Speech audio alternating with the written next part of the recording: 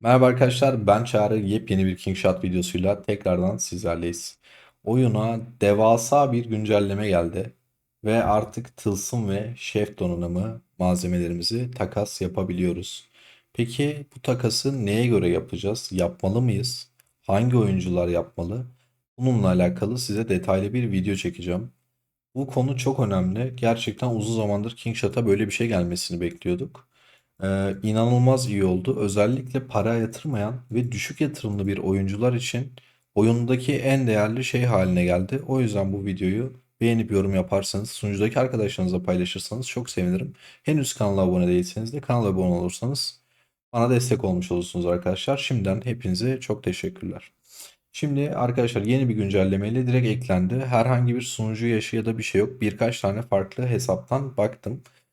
Tüm hesaplarımda takas sistemi mevcut. Herhangi bir şekilde takasımın şey olmasını falan beklemiyorlar. Şimdi duruma göre baktığımızda eee, ben size bazı görseller hazırladım. Mesela tılsımları basarken işte bizden ne malzemeler istiyor. Şef donanımı basarken bizden ne malzemeler istiyor. İlerleyen zamanlarda size bunu göstereceğim ve neye göre takas yapmanız gerekiyor onu anlatacağım.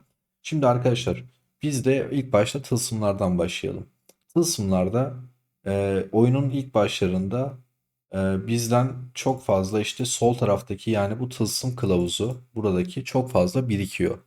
İşte bize sol taraftaki sonsuzluğun erişimi ve şato savaşından fazla fazla geliyor arkadaşlar. Ve oyun başında buradaki tılsım tasarımı çok fazla istediği için bu sol taraftaki tılsım kılavuzu çok fazla birikiyor. Özellikle balina değil de düşük yatırımlı ya da para yatırmayan arkadaşlarda inanılmaz bir şekilde hesabında bundan fazlalık oluyor. Ve buradaki takas sistemi sayesinde bunu takaslayarak bunu eşitleyebileceğiz ve tılsımlarımızı daha fazla yükseltebileceğiz. Şimdi tılsımlarımıza baktığımızda İlk etapta ikisinden birinci seviye yaparken beşer tane istiyor. Daha sonra tılsımları 2 yapmak için sol taraftakinden fazla istiyor. 40 istiyor, 15 istiyor.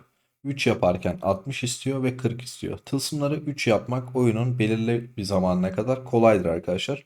Artık 4 seviye ve 4 seviyenin sonrasında tabloda da gördüğünüz gibi arkadaşlar seviye 10'a kadar sağ taraftaki daha fazla gidiyor. Düşük yatırımlı bir oyuncunun ya da para yatırmayan bir oyuncunun tılsımını 10 yapması 1-1,5 yıldan fazla uzun bir süre alıyor arkadaşlar. Belki daha da fazla hatta.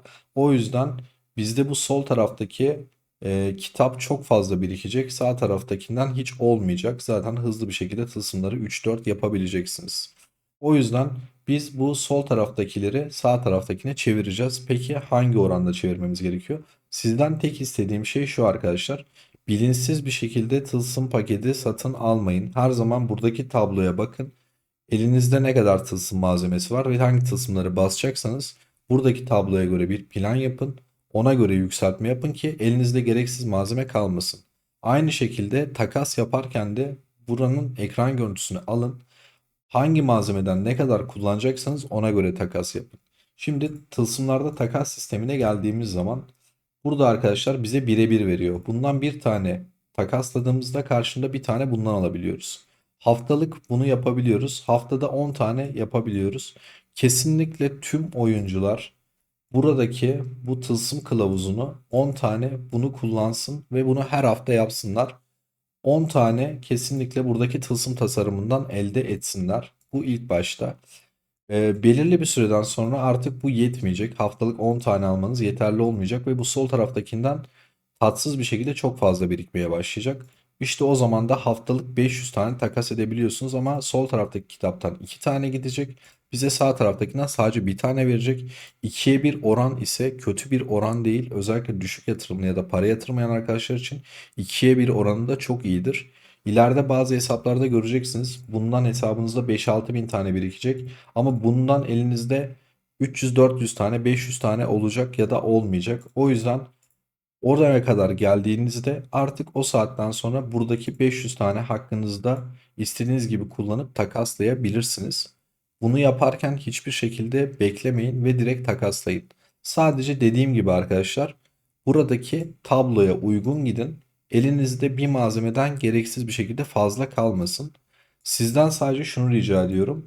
Buradaki bu aşağıdakini arkadaşlar ve bunu takaslamayın. Çünkü gerçekten tılsım 10'a kadar sürekli bizden bunu isteyecek. O yüzden burada birebir takas ya da ikiye bir takas yapıp bunu kullanmayın. Bunlar bize her zaman lazım olacak. Bunlar kalsın. Şimdi tılsımlar bu kadar. Tılsımla alakalı anlamadığınız bir şey varsa lütfen yorumlarda sorun. Şimdi daha da önemlisi, yani bir o kadar önemlisi, şef donanımlarına, yani donanım takasına geçelim. Bu kısım da o kadar değerli. Evet arkadaşlar, şef donanımı kısmında ise buranın gelmesine ben çok sevindim. Çünkü burada arkadaşlar yaldızlı iplikler ve sateni oyundan biz ücretsiz bir şekilde elde edebiliyoruz.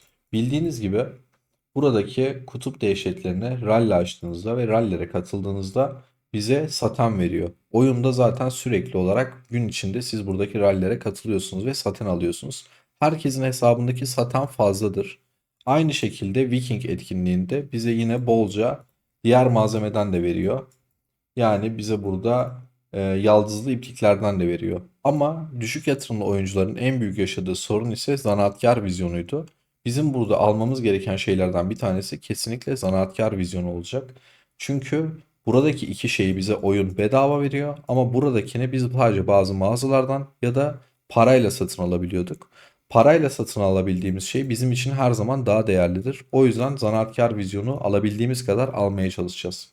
Şimdi takas yerine geldiğimizde arkadaşlar burada bize 5 tane zanaatkar vizyonu veriyor. Buradan işte 5'e bir oranla gidiyor. Kullan dediğimizde 25 tane iplik kullanarak 5 tane zanaatkar vizyonu kesinlikle alabiliyoruz. Bunu kesinlikle her hafta alın. Buraya aşağı kısma geçtiğimizde bir 5 tane daha buradan zanaatkar vizyonu elde edebiliyoruz ve 2500 saten alabiliyoruz. Ama sadece şöyle şuna dikkat etmeniz gerekiyor. Oyunun başında gördüğünüz gibi mavi renk ve 2 yıldıza gelene kadar sizden zanaatkar vizyonu istemez. O zamana kadar sadece saten ve iplik isteyecektir. O zamana kadar herhangi bir takas yapmayın. Öncelikle bu aşamaya gelmesini bekleyin. Bu aşamaya geldikten sonra buradaki yükseltmelere bakın. Bunun da ekran görüntüsünü alın. En solda renkler var. Buradaki yıldızları var. Burada kaç adet saten istediği, burada kaç iplik istediği ve burada da kaç tane zanaatkar vizyonu istediği. Bu birinci tablomuz. Purple T1'e kadar gidiyor. Hemen burada da devamı var. Yanlışını mı açtım? Yok. Burada Gold T2'den başlıyor. Gördüğünüz gibi bu şekilde gidiyor. Sonrasında sonuncu olarak da burada Gold T2'den Red T1'e kadarını ben aldım. Burada sizden hangi malzemeleri istediğine bakarak geliştirmelerinizi kesinlikle buna göre yapın. Elinizde yine fazladan malzeme kalmasın.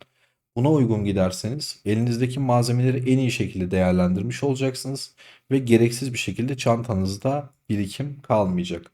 Dediğim gibi her hafta kesinlikle bunları çevireceksiniz ve 10 tane kesinlikle zanaatkar vizyonu alacaksınız. Burada zanaatkar vizyonlarınızı hiçbir zaman çevirmeyeceksiniz. Zanaatkar vizyonuna her zaman ihtiyacınız olacak. Yani bunlara acil ihtiyacınız bile olsa etkinliğin gelmesini bekleyin. Viking etkinliğinde bunları elde edeceksiniz zaten. O yüzden bu kısmı atlıyorsunuz. Buraya geldiğinizde ise arkadaşlar 10 orana bir tane zanaatkar vizyonu alabiliyorsunuz. Eğer elinizde çok fazla birikiminiz varsa 500 tane kullanıp 50 tane zanaatkar vizyonu alabiliyorsunuz ve gerçekten bu çok çok iyi. Oyunun ilerleyen zamanlarında zanaatkar vizyonu bulamadığınız zaman bunu yapabilirsiniz. Aynı şekilde buraya dokunmuyorum. Buraya geldiğimizde bunu kesinlikle zaten yapın. Zaten çok daha fazla hesabınızda birikiyor. Burada da 50.000 kullanıp 50 tane zanaatkar vizyonu alacaksınız. Yani toplam 50 buradan, 50 buradan, 100 tane ve buradan da 10 tane, her hafta 110 tane zanaatkar vizyonu alabiliyorsunuz. Bu oyuna şu ana kadarki gelmiş en iyi özelliklerden bir tanesi. Para yatırmak yerine, şunları parayla satın almak yerine buradan takaslayabilirsiniz. Oyunun bize ücretsiz olarak verdiği bu malzemeleri paralı malzemeye dönüştüreceğiz ve paramızı çöpe atmayacağız. Ama dediğim gibi size gösterdiğim tablolara bakın. Elinizdeki malzemeleri gereksiz bir şekilde dönüştürmeyin. İhtiyacınız olduğu kadar alın. Zaten her hafta burası yenilenecek ve her hafta çevirebileceksiniz. O yüzden buna kesinlikle dikkat edin. Arkadaşlar buraya kadar da bitti. Anlamadığınız bir kısım varsa lütfen yorumlarda sorun. dediğim gibi Telegram, Discord kanalımıza katılıp videonun açıklamalarındaki linkten Instagram'dan beni takip edebilirsiniz. Video hoşunuza gittiyse beğenip yorum yapmayı ve kanala abone olmayı unutmayın lütfen. Kendinize çok iyi bakın. Yeni videolarda görüşmek üzere. Sağlıcakla kalın.